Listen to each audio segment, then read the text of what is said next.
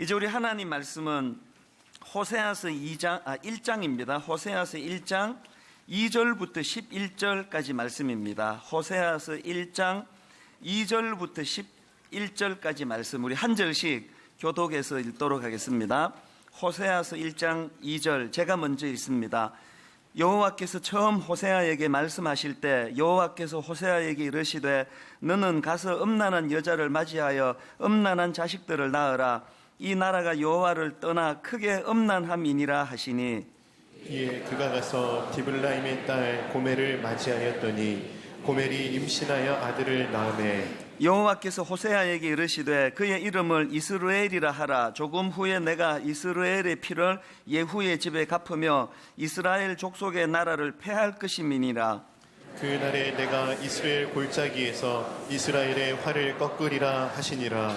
고멜이 또 임신하여 딸을 낳음에 여호와께서 호세아에게 이르시되 그의 이름을 루하마라 하라. 내가 다시는 이스라엘 족속을 긍휼히 여겨서 용서하지 않을 것임이니라. 그러나 내가 유다 족속을 긍휼히 여겨 그들의 하나님 여호와로 구원하겠고 활과 칼이나 전쟁이나 말과 마병으로 구원하지 아니하리라 하시니라. 고멜이 루하마를 젖된 후에 또 임신하여 아들을 낳음에 여호와께서 이르시되 그의 이름을 로암미라 하라. 너희는 내 백성이 아니요 나는 너희 하나님이 되지 아니할 것임이니라. 그러나 이스라엘 자손의 수가 바닷가에 모래같이 되어서 헤아릴 수도 없고 셀 수도 없을 것이며 전에 그들에게 이르기를 너희는 내 백성이 아니라 한 그곳에서 그들에게 이르기를 너희는 살아계신 하나님의 아들들이라 할 것이라.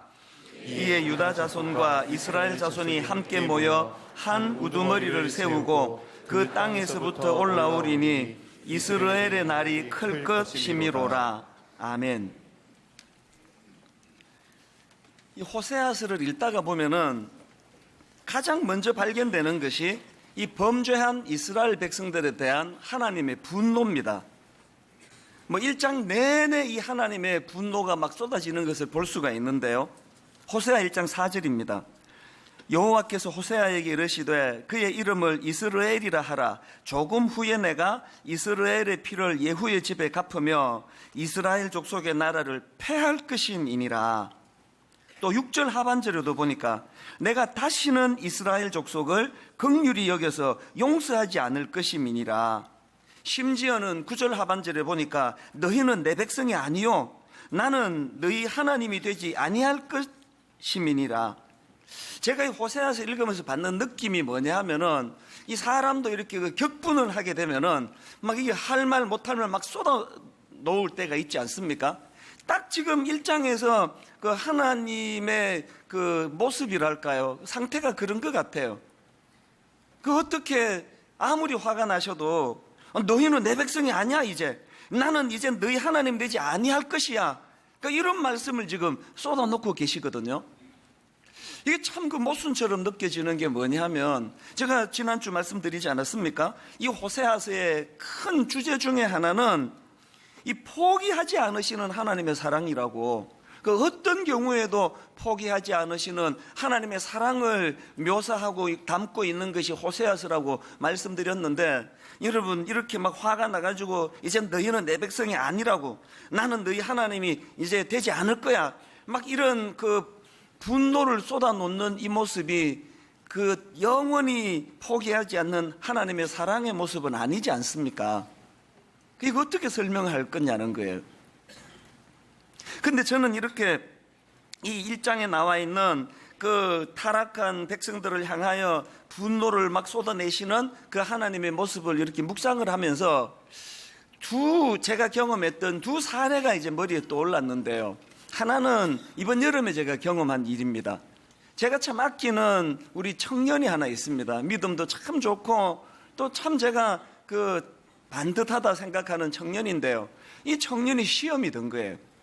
이 목사들에게 너무 상처를 받아가지고, 이게 무슨 목사가 이렇게 맨날 타락해가지고 성적으로 죄를 짓고 뭐 이런 것이 끊임없이 나오느냐. 그래서 이제 나 이제 교회 안 간다.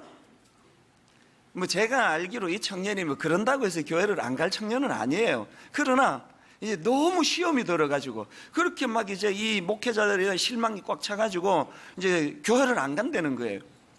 그 제가 여름에 이제 그 청년을 좀 만나자 그래가지고 이제 두런두런 대화를 하는데요. 우선 너무 미안한 거예요. 아, 이렇게 나 같은 목사들이 자네 같은 믿음 좋은 청년들 더 신앙생활 잘하라고 용기를 북돋우고 이래도 시원찮을 텐데 너무 미안하다. 진심으로 미안했습니다. 긴 시간 대화를 하는데 뭐 대목대목 내 마음이 아팠지만요, 정말 섬뜩할 정도로 참 마음이 아팠던 한마디를 이 형제가 하는 거예요. 그럼 뭐라고 얘기하는가 하니까, 그때가 이제 여름에 어느 그 시점이었냐 하면은 그 선교단체에서 그 여고생에게 성적으로 그 죄를 지어서 그게 대서특필되던 바로 그 즈음이에요. 근데 이 청년이 그 얘기를 하면서 뭐라고 말하는가 하니까, 몇 년 전에 그 유명한 청년 사역자가 또 비슷한 죄를 지어가지고 대서특필할 때는 자기가 막 엄청 분노했다는 거예요. 목사가 어떻게 이런 짓을 할 수 있느냐고 막 격분하고 너무너무 분노하고 막 그렇게 반응을 했는데, 이번에 비슷한 일이 일어났는데 자기는 아무렇지도 않다는 거예요. 전혀 마음이 가지도 않고 화가 나지도 않고 아무렇지도 않다는 거예요. 그게 저한테는요 너무 마음이 아팠습니다. 그게 어떻게 들려지는가 하면, 이제 난 이제 니들하고 상관없다, 난 이제 교회 떠난다, 니들이야 무슨 짓을 하든지 간에 나 할 바 아니다, 꼭 그렇게 들려지는 거예요. 여기 너무 제가 마음이 아팠는데요, 이 호세아 1장을 제가 묵상하는데 막 분노를 쏟아내시면서 막 심지어는 이렇게까지는 말씀하시면 안 되는데 하실 정도로 분노를 쏟아내시는 그 하나님의 모습을 보면서 그 청년의 말하고 자꾸 오버랩이 되는 거예요. 뭘 의미할까요? 아직까지 분노하신다는 건 아직까지 포기하지 않으신다는 뜻 아닐까요? 그리고 이 1장을 제가 분노하시는 하나님에서 묵상을 하는데 또 한 가지, 이거는 몇 년 전에 있었던 게 자꾸 떠오르는데요, 교역자 회의 때 일어난 일이에요. 그날 제가 막 엄청나게 이제 화가 난 거예요. 그 무슨 일인지는 기억이 잘 안 나는데요, 아마 이제 어떤 교역자가 성도에게 해서는 안 되는 그런 실수를 한 것 같아요. 그리고 또 이게 처음이 아니고 그 몇 번이나 그렇게 하면 안 된다고 경고를 했는데 또 유사한 일이 이제 제 귀에 들어와가지고 그날 제 기억으로는 하여튼 화를 많이 냈습니다. 막 소리를 높이면서 그렇게 해서 되겠느냐고, 어떻게 목사가 성도한테 그런 짓을 할 수 있느냐고, 막 그냥 그 죄도 없는 사람이 태반인데 막 거기다 대고 막 긴 시간 제가 격앙이 돼가지고 그렇게 이제 잔소리를 하고 소리를 쳤거든요. 그리고 나서는 이제 마이크를 이렇게 돌리면서 한번 입이 있으면 한번 이야기를 해보라고, 이거 어떻게 설명할 거냐고. 그랬더니 이제 여러 교역자가 죄송합니다, 다시는 안 그러겠습니다, 이런 이제 그런 이제 자기 반성적인 이야기들을 나누었는데요, 한 교역자가 뜬금없는 이야기를 하는 거예요. 뭐라고 이야기하는가 하니까, 저희를 포기하지 않으셔서 감사합니다, 이런 말을 하는 거예요. 이게 사실 좀 뜬금없잖아요. 근데 사실 저는 그 교역자의 그 말이 너무 고마웠습니다. 우선 그렇게 그 심한 잔소리를 고깝게 듣지 않고 잘 받아준 것도 고맙고요. 그리고 또 우리를 포기하지 않으셔서 고맙습니다라는 좀 뜬금없어 보이지만 사실은 그건 전곡을 찌르는, 제 마음을 정확하게 이해하고 파악한 그런 대답이었기 때문에 시간이 갈수록 그 교역자가 참 고맙게 느껴지는 거예요. 사실 그 말이 맞거든요. 제가 2번, 3번 같은 실수를 범하는 교역자들에 대하여 그렇게 화를 내면서 좀 심하다 싶을 정도로 제가 그렇게 분노하는 거는 그거 창피 주려고 그러는 게 아니고요, 그런 일들을 가지고 좀 이 불같이 화를 내는 담임 목사의 그 지적을 마음에 담고 좀 자극을 받아가지고 다시는 이런 실수를 반복하지 않기를 바라는 그 제 마음이 담겨 있거든요. 그걸 그 교역자가 정확하게 그렇게 표현한 거 아닙니까? 근데 이게 시간이 좀 지난 일인데요, 1장에서 분노하시는 하나님의 모습을 보면서 자꾸 그 교역자의 한마디가 자꾸 되뇌어지는 거예요. 우리를 포기하지 않으셔서 고맙습니다. 호세아서 1장에서 진노하시는 하나님이 딱 그런 상황이에요. 제가 이런 관점으로 호세아서를 읽다가 보니까요, 이 호세아서 1장에서 분노하시는 그 하나님의 그 본심이 발견되는 구절이 하나 있는 거예요. 호세아 3장 1절인데요. 자, 현대인의 성경으로 한번 들어보십시오. 여호와께서 나에게 말씀하셨다. 너는 다시 가서 간음한 내 아내를 사랑하라. 이스라엘 백성이 다른 신을 섬기고 우상에게 제물로 드리는 금포도빵을 즐겨도, 니들이 이렇게 엄청난 범죄를 저질러도, 그 다음 보세요. 나 여호와가 여전히 그들을 사랑하는 것처럼. 이 말씀이 제게 너무 와닿는 거예요. 그래서 표면적으로는 하나님이 이렇게까지 심한 말씀을 하셔도 되나? 난 네 하나님 아니야 이제. 니들은 내 백성 아니야. 이렇게 쏟아부으시지만 그 안에 하나님의 사랑이 담겨있다. 여러분, 이 말씀들은요, 그 사춘기를 길러보신 분은 너무나 공감하는 이야기예요. 이제 호적에서 팥버리겠다고. 이 어디서 이런 놈이 나왔냐고. 나한테 이제 인사도 하지 마. 막 이렇게 퍼붓는 건 그 어머니의 본심이 아니에요. 그렇게 퍼붓는 그 무게만큼 그 아이를 향한 뜨거운 사랑을 갖고 있는 걸 우리 부모들은 다 아는 거 아닙니까? 1장에서 하나님의 진노를 이런 관점으로 우리가 받아야 된다는 겁니다. 그래서 저는 오늘 이 본문에 나오는 이 분노하시는 하나님에 대해서 좀 살펴보려고 하는데요, 한 몇 가지로 제가 정리를 해봤습니다. 자, 본문에서 분노하시는 하나님의 모습은 첫째로요, 이건 포기하지 않으심, 이것이 다른 표현이라는 거예요. 앞에서 말씀을 드리지 않았습니까? 그 청년처럼요, 마음에서 내보내면 무슨 짓을 하든지 화가 안 나요. 제가 이혼 상담을 하면서 깨달은 게 그거예요. 막 처음에 와가지고 막 그 남편에 대해서 울그락불그락 막 눈물 흘리고 막 분노를 쏟아놓고 그 인간한테 내가 얼마나 상처를 받은지 아느냐고 막 팡팡 울면서 막 어떨 때는 막 저한테 막 소리 지르고 막 그러거든요. 그때 그 남편 편 들어주면 큰일 나요. 완전 원수 되는 거예요. 이게 다 이제 들어주는 거예요. 근데 여러분, 그렇게 그냥 한 몇 날 며칠을 막 분노를 쏟아놓고 그랬던 그 부인이요, 갑자기 태도가 확 달라져가지고, 아이고, 이제 화도 안 나요. 생각해보면 그 인간도 그 불쌍한 인간이에요. 다 정리했습니다. 이게 진짜 무서울 때예요. 이혼을 결심할 때가 그렇게 나오더라고요. 화 안 내요. 더 이상 거기에 마음을 담지를 않거든요. 계속 강조하고 있습니다만, 오늘 본문에서 하나님이 분노하시는 것은요, 포기하지 않고 있다는 하나님의 메시지예요. 자, 이런 관점으로 본문을 분석해 보면, 이거 어떻게 그 분노하시는 하나님에 대해 잘못 읽으면은요, 이 꼭 무슨 그 사람으로 치면 그 술 한잔하고 횡설수설하는 것처럼 말씀이 왔다 갔다 하세요. 이랬다 저랬다, 그런 걸 볼 수가 있거든요. 자, 앞에서 읽어드린 구절을 다시 한번 보십시오. 뭐라고 말씀하십니까? 너희는 내 백성이 아니요, 나는 너희 하나님이 되지 아니할 것임이라.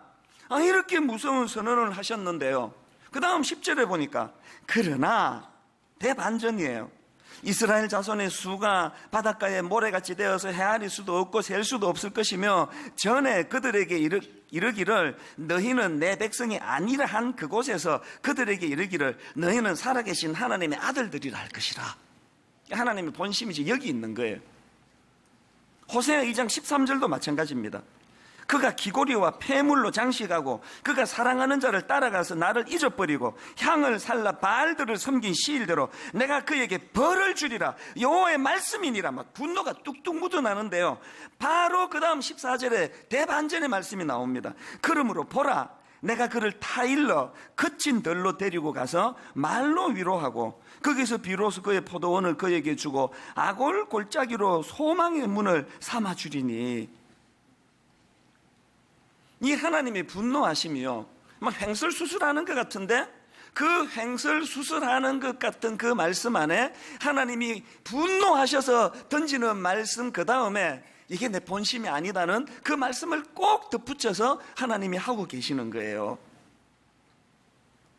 저는 이 하나님의 본심이 읽혀지니까요, 그런 본심을 이해하면서 호세아서를 읽으니까 하나님의 분노하심이 너무 은혜가 되는 거예요.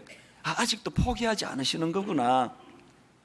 오늘 여기 좀 옆길로 나가고 잘못된 삶을 살고 그래서 그 하나님의 징계를 받으시는 분이 좀 계세요. 그분들을 위해 기도할 때마다 저도 마음이 아파요. 이렇게 치이고 저렇게 그 매를 맞는 이런 아픈 과정을 거치는 분들이 계시거든요. 근데 저는 오늘 이 본문에 그 분노하시는 하나님의 본심을 보면서 그 옛날에 우리 어른들이 그 종종 불렀던 그 찬송가 하나가 이렇게 계속 머릿속에 맴드는 거예요. 여러분 찬송가 527장 다 아실 거예요. 어서 돌아오, 어서 돌아만 오. 지은 죄가 아무리 무겁고 크기로 주 어찌 못 담당하고 못 받으시리요. 이런 그 회개하고 돌아오기를 촉구하는 찬양인데 제 마음을 저미게 하는 가사는 3절에 있습니다. 가사가 이렇습니다. 어서 돌아오, 어서 돌아만 오. 채찍 맞아 아파도 주님의 손으로 때리시고 어루만져 위로해 주시는 우리 주의 넓은 품으로 어서 돌아오, 어서. 저는 이 찬양이 마음속으로 되뇌이면서요, 오늘 여러분 지금 하나님 앞에 그 분노의 그런 그 징계를 받고 계시는 분 계세요? 많이 힘드실 거예요. 그러나 오늘 저는 성령님께서 그런 분들을 긍휼히 여기셔서 그냥 하는 일마다 안 되고 매 맞고 두들겨 맞고 아프고 그것만 보여지는 과정이 아니라 또 다른 한편으로 채찍 맞아 아파도 주님의 손으로 때리시고 어루만져 위로해 주시는, 여기까지 볼 수 있는 영안이 열려지기를 원합니다. 하나님은 우리를 버리셔서 징계하시는 게 아니에요. 그런가 하면은 반대로 난 내 멋대로 살아도 그런 하나도 없더만 징계가 어디 있어? 나 하나님 분노하는 거 난 하나도 나는 경험해 본 적이 없어. 잘 살기만 하더만 이런 분 계시면은요, 그런 분에게 필요한 말씀이 히브리서 12장 8절이에요. 징계는 다 받는 것이거늘 너희에게 없으면 사생자요 친아들이 아니니라. 신학적으로 가장 무서운 징벌은 징벌하지 않는 징벌이에요. 저는 오늘 이 분노하시는 하나님의 말씀이, 그래서 이것 때문에 아프고 이것 때문에 상하고 이것 때문에 눈물 골짜기를 걸어간다 할지라도 여러분 겪고 있는 그 하나님의 분노하심, 이것은 여러분을 포기하지 않으시는 하나님의 또 다른 사랑의 표현임을 자각하는 그런 저와 여러분 되시기를 바랍니다. 그런가 하면은 두 번째로 본문에서 발견되는 하나님의 분노를 통해 얻을 수 있는 게 뭐냐? 여러분, 하나님의 사랑은요, 적당히 타협하는 그런 사랑이 아니에요. 하나님의 분노하심은 타협하지 않는 사랑임을 보여주시는 거예요. 우리가 오해하기 쉬운 게 뭡니까? 그 포기하지 않는 하나님의 사랑을 이걸 악용을 하는 사람이 있습니다. 악용까지는 아니더라도 오해하는 사람이 있어요. 결국은 하나님은 용서하게 될 텐데 난 내 멋대로 살아도 난 괜찮다고 생각해. 그건요, 하나님의 사랑의 속성을 몰라도 너무 모르시는 거예요. 하나님은 타락한 이스라엘 백성들에 대하여 분노하시는 하나님이에요. 타협하지 않습니다. 불의를 감싸 안고 사랑하지 않습니다. 그 문제를 해결하지 않고는 넘어가지 않는 분이세요. 그래서 우리가 이런 말씀 앞에 점검해야 될 게 뭐냐? 내가 지금 무디어져서 내 이 상태가 지금 사실은 영안을 열고 보면 엄청난 하나님의 진노를 자아내는 상태는 아닐까, 두려운 마음으로 점검하셔야 돼요. 한국 교회가 왜 이렇게 됐습니까?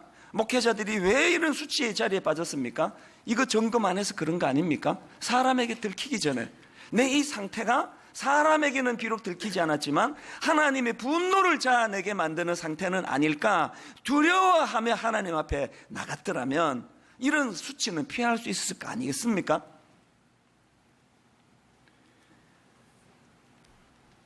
저희 교회가 지금 그 지각이 너무 많아가지고 이제 예배가 시작되고 15분이 지나면 이제 문을 닫습니다.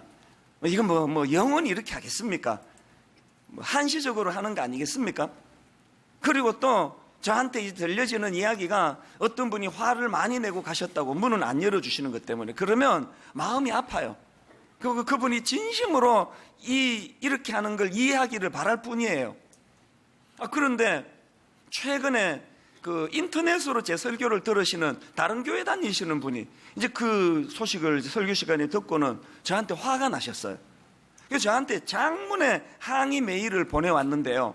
이제 요지만 제가 좀 읽어드릴게요. 이제 이런 내용이 있더라고요. 하나님은 우리 아버지입니다. 아버지께서 환갑잔치에 아들이 10분 늦었다고 문을 닫으라 하실까요? 아버지께서 환갑잔치에 아들이 30분 늦었다고 문을 닫으라 하실까요? 환갑잔치에 아들이 50분 늦어도, 아니 잔치가 끝나고 와도 안아주시면서 무슨 일 있었니? 차가 많이 막혔지? 이런 인자한 아버지가 아니시던가요? 뭘 말하고 싶은지 딱 이제 감이 잡히지 않습니까? 이제 그런 내용의 글을 이제 길게 이제 저에게 주셨는데요. 이분이 이제 저한테 바라는 글로 이제 그 메일이 마무리가 되는데 이렇게 이제 글을 썼더라고요. 사랑하는 목사님, 저는 분당 우리 교회가 집안에 피치 못할 일이 있어서 30분 늦는 사람도, 날씨가 너무 더워서 반바지 입은 사람도, 전날 피치 못할 사정으로 잠을 못 자서 꾸벅꾸벅 조는 사람도, 원형 탈모가 있어 모자를 쓰고 있는 성도들도 모두가 하나님의 사랑 안에서, 하나님의 따뜻한 품 안에서 기쁨을 누리는 그런 교회가 되었으면 합니다. 근데 이 글을 보니까 이분이 바라는 거, 제가 바라는 거 똑같은 거예요. 하나도 틀리지 않습니다. 지금 여기에 사정을 보니까 상황이 다 양해가 되는 거 아닙니까? 이해가 되는 거 아닙니까? 30분 늦었는데 집안에 피치 못할 일이 있어가지고 그런데도 헐레벌떡 예배 드려야 되겠다 해서 달려오시는 분에 대해서 누가 뭐라 그러겠습니까? 전날에 그 피치 못할 사정으로 잠을 못 자가지고 이렇게 예배 시간에 꾸벅꾸벅 졸고 계시는 걸, 그걸 누가 제가 탓하냐고요. 너무 이해되는 거 아닙니까? 그런 분 주무시는데 방해될까봐 조용조용히 설교하고 싶어요. 지금 15분 돼서 문을 닫는 걸 한시적이지만 이런 특단의 수단을 쓰는 이유는 뭐냐? 이런 사정이 있어서 지각하는 분에 대해서 뭐라 그러는 게 아니에요. 이런 사정이 전혀 없는데 그냥 교회는 원래 늦게 가도 돼. 하나님이 늦게 간다고 나한테 한 번도 뭐라 그런 적 없어. 이런 오해 가운데 무성의하게 드려지게 될까봐 그게 두려운 거예요. 이번에 추석에 고향 다녀오느라고 너무 피곤해가지고 잠을 못 주무셨으면 지금 그냥 주무세요. 괜찮습니다. 뭐라 안 그럽니다. 근데 그런 일 없는데 거의 이제 상습적으로 오면은 졸기부터 하시는 이런 분들에 대해서는 뭔가 그냥 이렇게 그냥 넘어가면 안 된다는 생각을 하고 있는 거예요. 그래서 여러분, 그 예배 시간 15분이 지나면 문을 닫은 것 때문에 마음에 상처가 있으신 분들은 저를 용서해 주세요. 그러나 여러분, 뭐든지 그냥 사랑의 하나님인데 다 용납해 주실 거야. 그냥 다 괜찮을 거야. 이렇게만은 생각하시면 안 됩니다. 하나님은 잘못된 거를 얼렁뚱땅 넘어가시는 분이 아니세요. 호세아 6장 6절을 보면은요, 우리가 믿는 하나님과 다른 여타 신들과의 결정적인 차이를 저는 기록한다고 생각하는데요. 한번 보십시오. 나는 인애를 원하고 제사를 원하지 아니하며 번제보다 하나님을 아는 것을 원하노라. 이건요, 그 당시 이 이스라엘 백성들의 마음이 빼앗겼던 바알 종교하고 우리 하나님과의 결정적인 차이라고 생각해요. 바알 종교의 특징은요, 마음이 담기든 안 담기든 중요하지 않습니다. 바알 종교는 그 행위가 중요한 거예요. 그냥 그 절차를 따라 행위를 하는 게 중요하고, 여호와 하나님은 그 행위도 중요하지만 어떤 마음으로 그것을 하느냐를 중요하게 보신다는 거예요. 하나님이 분노하신다는 건 뭘 의미합니까? 희노애락을 가지신 분이에요. 인격을 가지신 분이에요.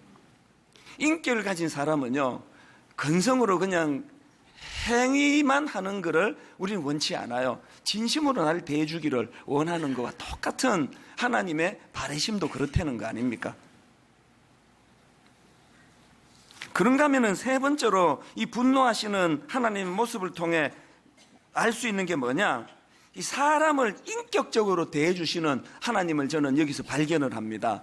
참 재밌는 게요, 하나님의 분노의 코드는요, 성경에 나오는 하나님의 분노의 코드는 거의 대부분 이 질투라고 하는 이 코드랑 연결이 돼요. 지금 분노하시는 것도 마찬가지예요. 자, 호세아서 2장 16절을 보십시오. 하나님이 지금 분노하시는데요, 여호와께서 이르시되 그날에 내가 나를 내 남편이라 일컫고 다시는 내 바알이라 일컫지 아니하리라. 17절, 내가 바알들의 이름을 그의 입에서 제거하여 다시는 그의 이름을 기억하여 부르는 일이 없게 하리라. 지금 바알을 향한 하나님의 분노는 질투심이 바탕에 두고 있는 걸 느낄 수 있지 않습니까? 뭐 느끼지 않아도 괜찮아요. 왜? 출애굽기에 보면은요, 대놓고 하나님 그렇게 말씀하세요. 하나님이 출애굽기에 보면은 십계명을 주시면서 왜 이 십계명을 너희들에게 주는지 설명을 하는 대목이 나오는데요. 자, 출애굽기 20장 5절을 보십시오. 그것들에게 절하지 말며 그것들을 섬기지 말라. 왜? 나 내 하나님 여호와는 질투하는 하나님인즉. 여러분은 이 구절을 어떻게 읽는지 몰라도 저는 이게 너무너무 고마워요. 저는 이 대목이 진짜 고맙습니다. 우리 같은 게 뭐라고, 하나님 앞에 우리 뭐 이 버러지 같은 존재, 아무것도 아닌 우리 같은 게 뭐라고, 우리한테 그 질투를 느낀다는 표현을 쓰시는, 이게 그 신인동형이라 그러나요? 그 인간의 그 감정으로 빗대가지고 지금 하나님 말씀하시는 거 아닙니까? 저는 그 강아지를 키우면서, 내가 강아지 얘기를 안 하려고 애를 많이 쓰기 때문에 지금 거의 지금까지 몇 달 안 했는데요, 오늘은 안 할 수가 없어요.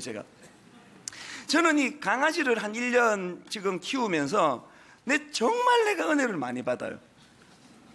이 강아지를 가만히 보면은 이 특징이 뭐냐면요, 우리 집 강아지만 그런지 세상의 모든 강아지가 다 그런지 몰라도 이놈은요, 우리 식구가 뭐 둘이든 셋이든 넷이든 다섯이든 딱 한 명만 자기 주인으로 삼아요. 주군으로 딱 한 명을 삼아요. 그리고 이제 2인자, 3인자 이렇게 이제 얘가 번호를 다 매겨가지고요, 1번이 없어지면 그때부터 2번을 이제 주군으로 이렇게 모시거든요. 불행하게도 우리 집에 얘가 1인자로 삼은 사람이 제 아내예요. 하여튼 놈이 눈치는 빨라가지고 실권자가 누군지를 정확하게 알고 이제 우리 집사람을 이제 주군으로 얘가 이제 인정을 해. 그래서 쫄쫄쫄쫄 집사람은 따라다녀요. 그리고 뭐 언제든지 집사람 말은 막 그냥 입에 혀처럼 잘 들어요. 2인자인 저 사람 취급을 안 해요. 심지어는요, 어떨 때 내가 불러요. 희라가 이리 와봐, 희라가 이리 와봐. 그러면요, 뭐 안 오는 건 그건 뭐 당연한 거고요, 말 자체를 못 들은 거. 사람이 부르면 뭐 귀찮아가지고 안 오더라도 쳐다는 봐야 될 거 아닙니까? 아무리 불러도요, 눈길 한 번 안 줘요. 이런 걸 이제 전문 용어로 개무시라 그럽니다. 이게 완전히 내가 개한테 개무시를 당하는 거예요.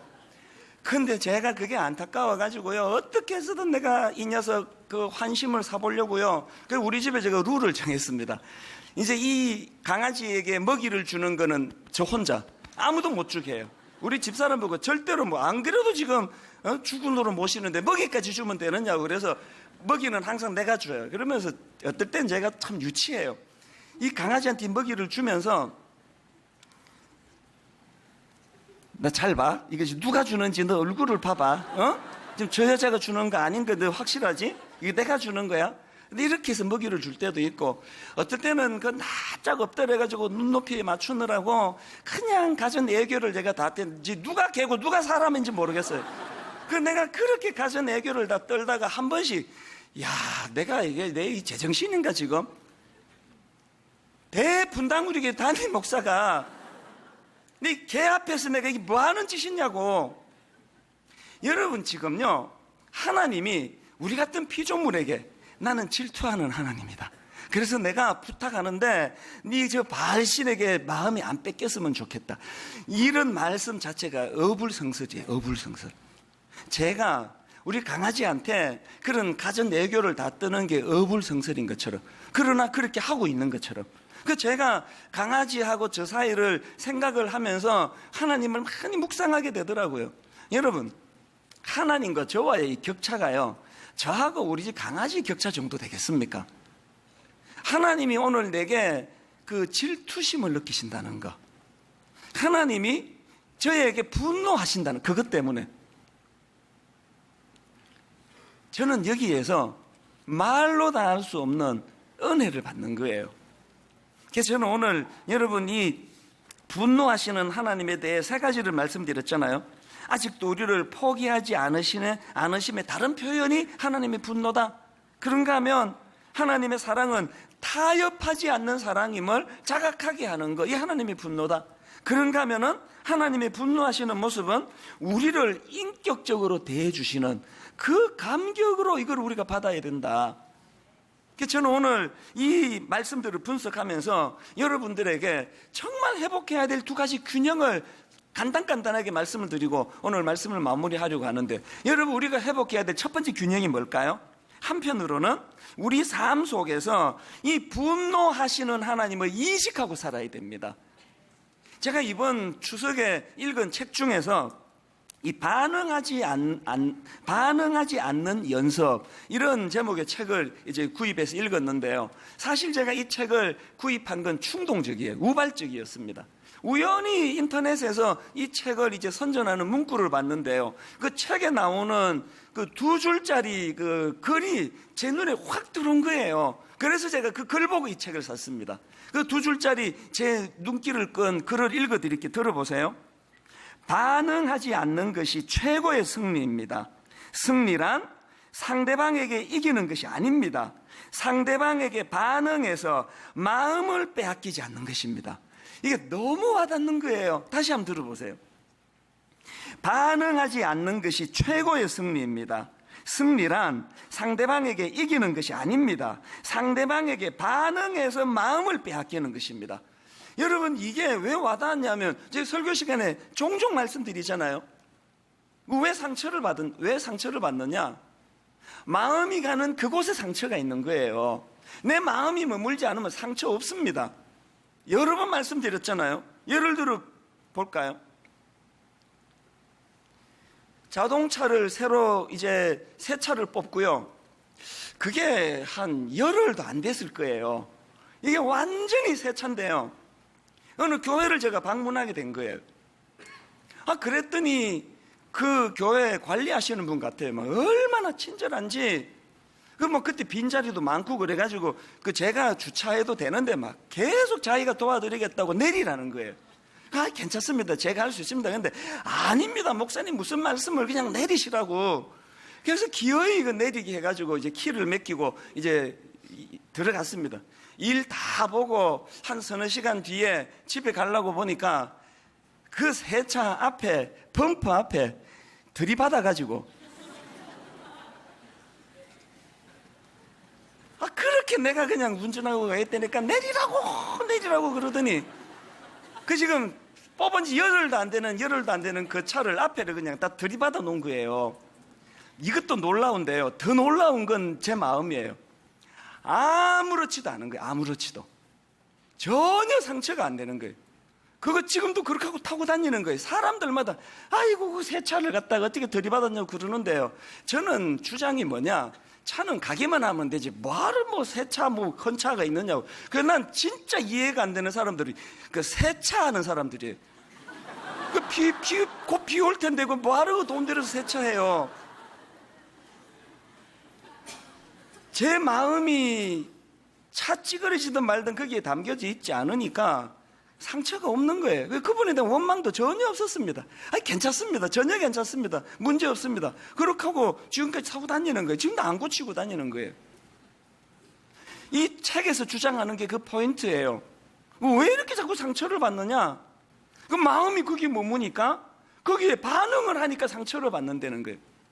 제가 이 책을 읽으면서 세상 깨닫는 게 뭔지 아십니까? 오늘 우리의 치명적인 잘못이 뭐예요?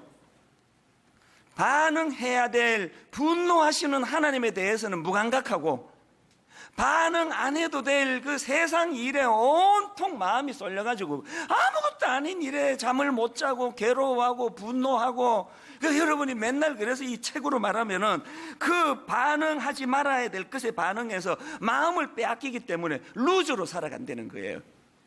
오늘 이 말씀을 통해서 여러분, 우리가 하나님의 분노하심에 반응하는 영적으로 민감한 저와 여러분 되기를 바라요. 그리고 세상 일에는 누가 뭐 차를 좀 들이받든지 뭐 어떻게 하든지 어지간한 일에는 거기에 그렇게 무감각해지는, 그러니까 별로 반응이 가지 않는, 이 마음이 가지 않으면 상처가 없는 거예요.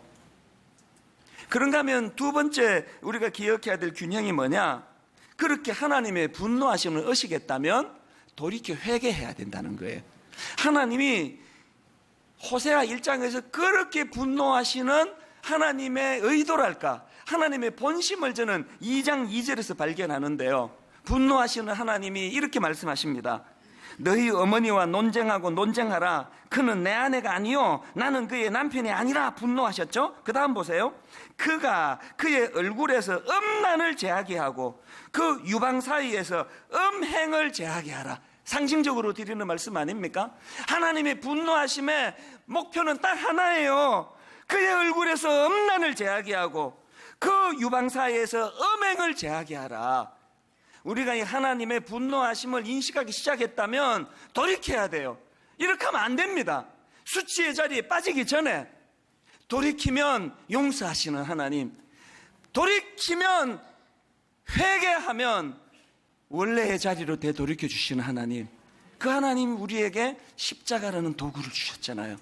그 십자가 앞으로 날마다 부끄럽지만 벌거벗은 몸으로 주님 저는 죄인입니다. 하나님이 원하시는 목표는 딱 하나인 줄로 믿습니다. 결론을 맺으려고 합니다. 벨트 앙스트라는 분이 이렇게 말을 했습니다. 사람들의 마음에는 하나님을 두려워하는 것이 죽어버렸다. 그러나 새로운 두려움이 그 자리를 차지했다. 바로 모든 것을 두려워하는 공포이다. 오늘 하나님을 두려워하지 않고부터 모든 것이 다 공포인 삶을 우리가 살아가고 있습니다. 하나님만 두려워하고 모든 공포로부터 자유하는 저와 여러분 되시기를 주님 이름으로 축복합니다. 오늘 이 말씀을 기억하시면서 옛날 우리 어른들이 불렀던 이 찬양을 좀 느끼면서 부르면 좋겠습니다. 어서 돌아오, 어서 돌아만 오. 하나님의 분노하심을 자각하는 사람만이 부를 수 있는 찬양이라고 생각합니다. 가사를 생각하시면서 우리 이렇게 같이 찬양하기 원합니다. 어서 돌아오, 어서 돌아오,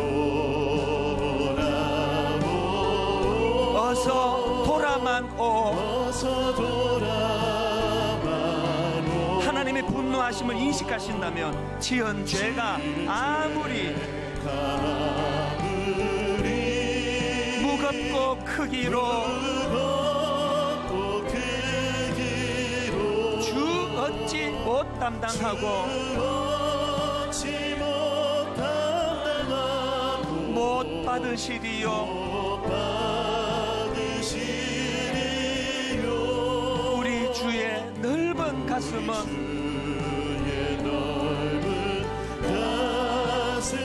하늘보다 넓고 넓어.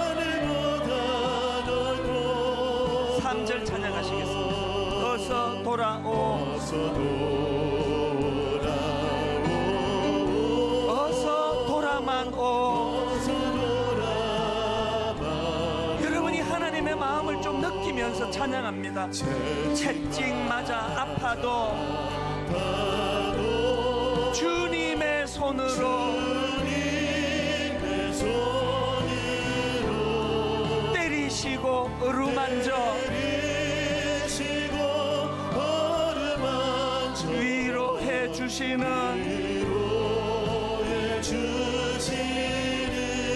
우리 주의 넓은 품으로 어서 돌아오, 어서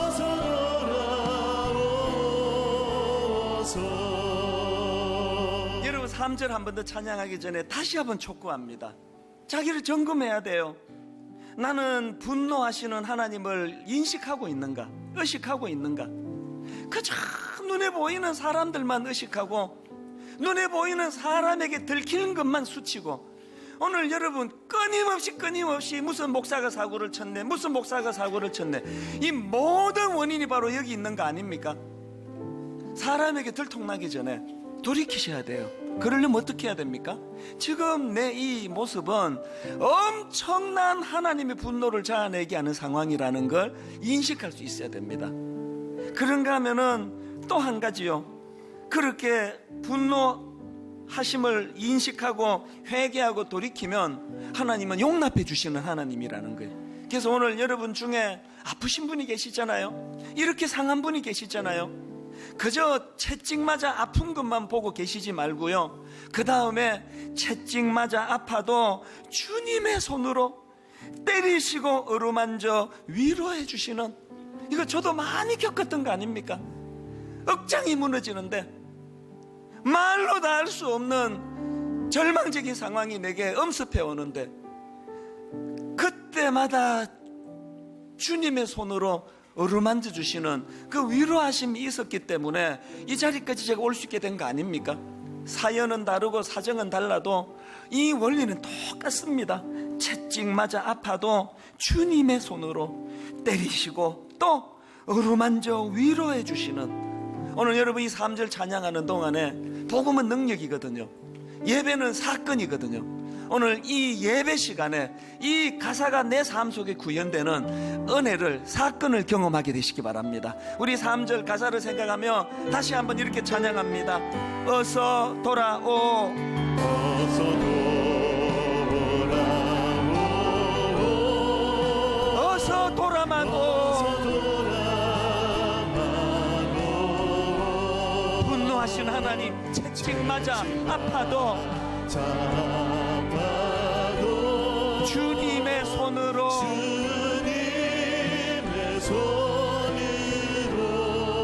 때리시고 어루만져 위로해 주시는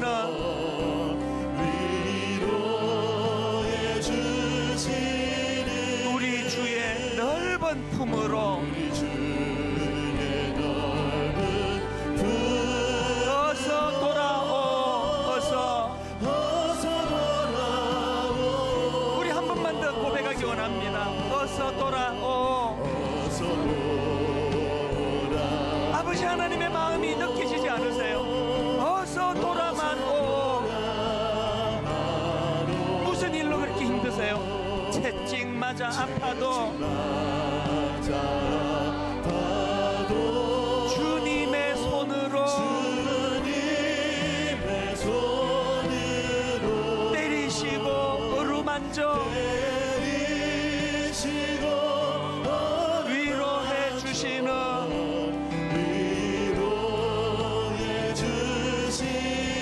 우리 주의 넓은 품으로 어서 돌아오,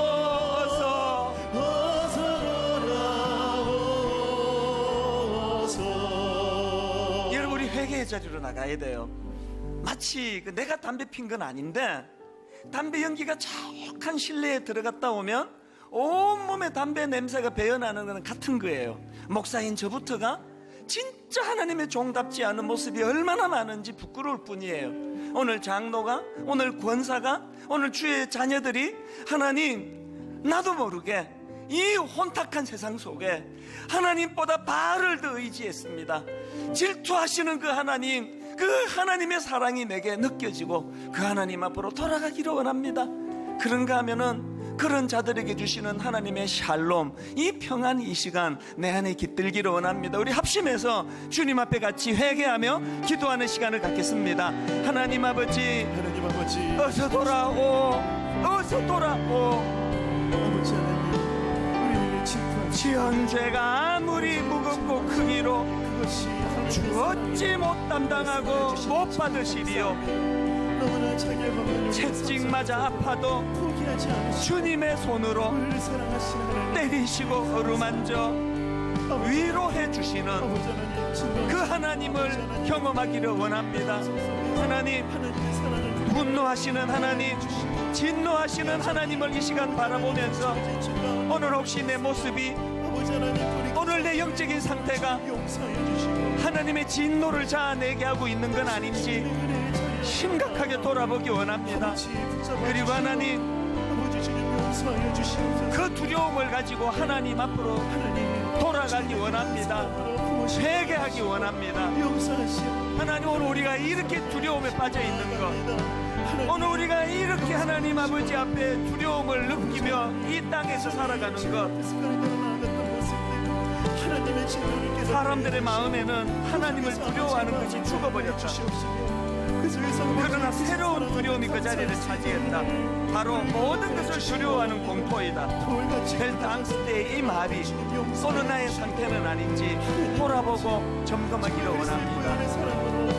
하나님, 살려주시옵소서. 아버지, 돌이킬 때 아버지 살려주실 줄로 믿습니다.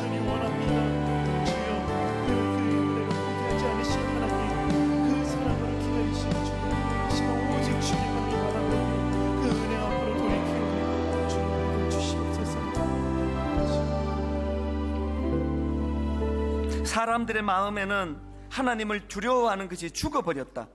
그러나 새로운 두려움이 그 자리를 차지했다. 바로 모든 것을 두려워하는 공포이다. 하나님, 벨트 앙스트라는 사람이 했던 이 말이 오늘 딱 우리들의 모습인 것을 정직하게 고백합니다. 하나님, 우리는 발걸음 하나하나가 다 두렵습니다. 도대체 내가 어떻게 이 땅을 살아갈지 염려와 근심과 두려움에 가득 차 있습니다. 바로 이 두려움의 원인이 하나님을 두려워하지 않는 것에서부터 시작되었다는 걸 오늘 자각하게 되었사오니 하나님을 두려워하는 저희들 되게 하여 주시고, 두려워 하나님 앞으로 회개하며 나아가는 아름다운 저희들이 되도록 인도하여 주시옵소서. 인도해 주실 줄 믿고 감사드리옵고 예수님 이름으로 기도드립니다. 아멘. 이 시간 우리 다 자리에서 일어나셔서 67번 찬양입니다. 너는 내 아들이라, 오늘날 내가 너를 낳았도다, 너는 내 아들이라. 가사를 생각하시면서 하나님의 마음을 이렇게 노래합니다. 힘들고 지쳐 낭망하고 넘어져 일어날 힘 전혀 없을 때에 조용히 다가와 손잡아 주시며 나에게 말씀하시네. 나에게 실망하며 내 자신 연약해 고통 속에 눈물 흘릴 때에 못자국 난 그 손길 눈물 닦아주시며 나에게 말씀하시네. 뭐라 말씀하시던가요? 너는 내 아들이라, 오늘날 내가 너를 낳았도다. 너는 내 아들이라, 나의 사랑하는 내 아들이라.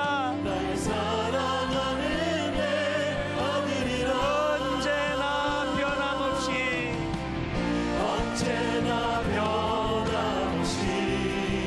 너는 내 아들이라. 어떻게 이런 일이 가능합니까? 나의 십자가 고통, 해산의 그 고통으로 내가 너를 낳았으니 너는 내 아들이라. 오늘날 내가 너를 낳았도다. 너는 내 아들이라. 나의 사랑하는 내 아들이라. 나의 사랑하는 내 아들이라.